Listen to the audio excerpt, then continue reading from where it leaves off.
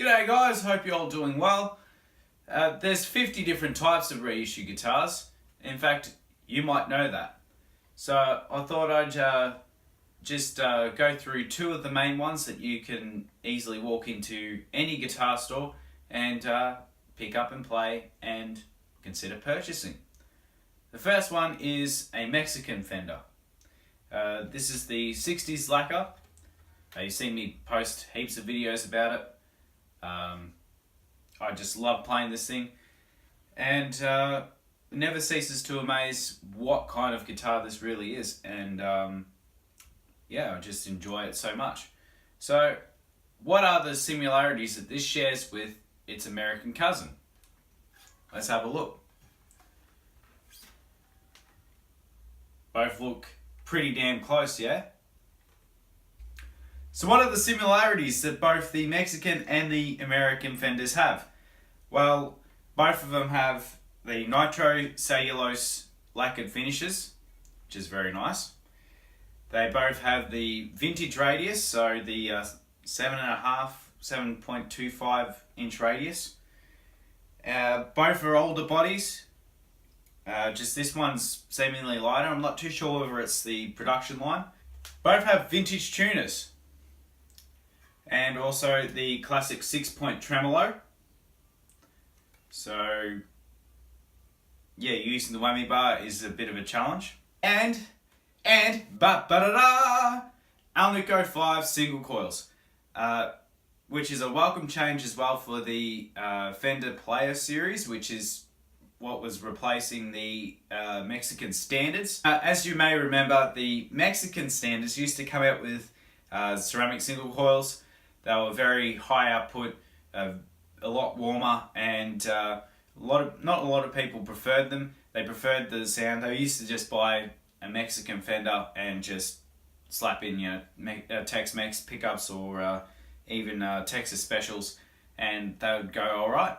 And well, Fender's done the work for you this time, guys. So that's some money back in your pocket. And one of the other similarities, and thank goodness Fender has started doing it, is everyone's favourite logo. Everyone's favourite logo being the spaghetti western Fender logo for the early 60s, late 50s logo.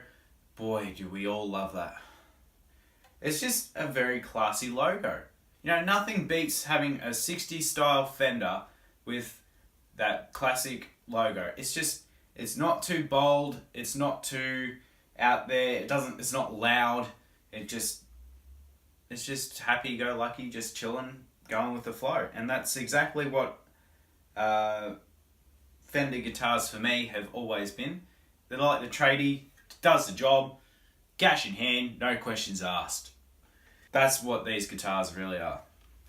Oh yes, and one more other very, very similarity is the early 60s pickguard. So yes, the mint pickguard, where the screw here is right here in the middle, instead of a little bit further closer to the middle pickup. So that's also another welcome change. Also, this one comes in Fiesta Red. Shiny. I like it. But in the usual fashion of having two guitars, can't have two of the same, in my opinion. It's just impractical unless you want to have one that does all the work and then the other one that just looks good. Up to you. But essentially, there's only a couple of differences, so it's not too much of a hassle. Now, one of three of the most notable differences are the neck profile. The neck profile is, well, on this one, more of a modern C, just slightly shaped differently, and feels a lot nicer under the hands rather than the American vintages, which still carry that very fat feeling. Although I am comparing this guitar to an older model, but still very, very much the same concept. And I'll show you a different one that's more closer to the 60s American original series in a very moment. So apart from the neck profile, the 60s lacquer having a little bit thinner neck profile, which is good news for those of you who don't want that fat neck. by all means, there's the Mexican one for you, and it sounds just the same. The only other difference is, well, if you haven't noticed it already, the neck tinting. This looks like that girl we all hated at high school that had the fake tan, and just be like, seriously girl, just go to a beach. And then there's this one, which looks like a naturally tanned human being. Anyway, still doesn't change my mind on liking this guitar. Now the last and the third and most noticeable difference is the choices of fretboard wood. Now, if I get this into the sunlight here a little bit more, you can kind of see it a lot more. This is rosewood, this one is Pao Ferro. Both sound relatively the same, so you don't have to worry too much about Pao Ferro ruining the sound of your Strat, unless you're open to the idea of having different tone woods, then by all means, go for it. That's sort of half the reason why I went for this guitar in the first place. Was I liked how it felt. I liked the idea that it had a different fretboard wood, different tone wood for fretwood. And overall just looks different. Same guitar, just a different personality about it. So the American Vintage from 2013, just before they started making the changes for the American Original series. Now, as you can see, the tinting is pretty much no tinting whatsoever. That is how the American Originals are coming out at the moment. Whether they're going to change that at all at another point, I don't know. But between the custom shop and the Mexican series are seeming to be the ones that come out with the tinting now. So if you want something tinted as well, I should note, best to look into the Mexican series.